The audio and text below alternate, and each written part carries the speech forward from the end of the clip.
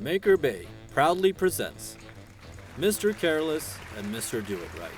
These two are very different. Mr. Careless does not give a about what he does, while Mr. Do It Right is the kind of person that everyone would love to work with. For your own health and safety, we strongly advise you to follow Mr. Do It Right.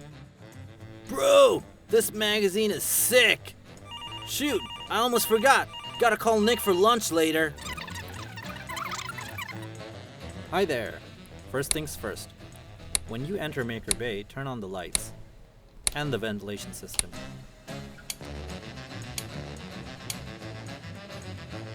Then, before you enter the workshop, have a look at the PPE and check that there's what you need, like earmuff if you use noisy machines, safety glasses to protect your eyes. Make sure you know where the first aid kit and the emergency number are located. You might need it. Better safe than sorry. Did you know that most accidents happen because people do not respect the tools and forget to wear protective gear?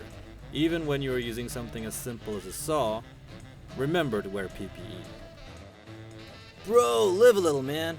Who needs PPE? It's just a saw. Ouch! I got a splinter in my eye. Hey, where are your gloves? Don't need the... Ah, my finger! Well, I told you so. So even for a simple cut, always remember to use the right protection and follow the facilitator's instructions. Now it's painting time.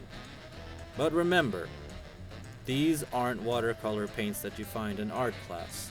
They are toxic chemicals that can cause serious damage to your lungs. Now let's put the right protections on before we enter the painting room. Come on, man. That gas mask looks ridiculous. I'm just gonna get down to business. Graffiti artists don't use them. Why should I? Well, I'm not gonna inhale harmful fumes and suffer like you. So I'm gonna put on my gas mask, glasses, and gloves.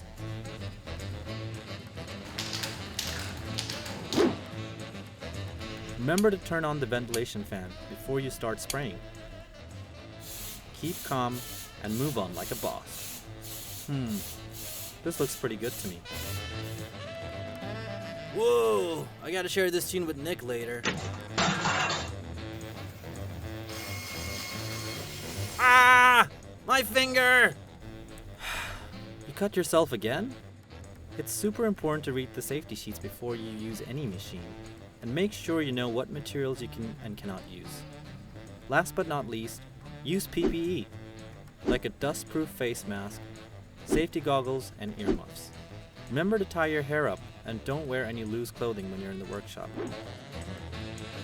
Whatever, man. My fingers will heal. Where's the guard broke? Ah, you know what? It's all good. What's the worst thing that can happen? We had to remove Mr. Careless to show you just how dangerous it can be when the guard isn't there. See that kickback? This can lead to serious injury, as the wood will fly at very high speed and possibly hit someone. To avoid the kickback effect, you should always remember to keep the guard and the riving knife. I'm gonna put on my dust-proof face mask, safety glasses, and earmuff. And I'm gonna use these push sticks to protect my fingers. Well done, Mr. Do It Right. That's how you do it. Also, remember to push the wood all the way past the blade. And of course, turn off the machine once you're done. Okay, guys, you're boring. I need to mix these chemicals quickly. Almost time for lunch. That should be fine, right? Wait, you need to read the labels first. Forget it. Too late. Whoa, fire! Run, guys, run! In the event of a fire, don't panic. Follow the instructions. Now, when mixing chemicals, it's important to always read the labels and use PPE, such as a gas mask, safety glasses, and nitrile gloves. Pour the chemicals with care and mix gently. Don't rush. This is not a Mario Kart competition. Hey, hold on. What are you doing now? If Mr. Careless continues to create problems and swing saws around like that, I'm gonna have to kick him out of this workshop. Come on, you only live once. Can't believe you guys are so strict. Well, I still have all my fingers. Focus on the work and don't play around with the tools. When you're finished, put the tools back to where they belong. Tidy up the space and be considerate to the people who will use it after you. Who wants a messy workshop? Remember to clean up after yourself and hoover the floor before you leave, as the sawdust can become a fire hazard. So now that you know what to do and what to avoid, let's get to work.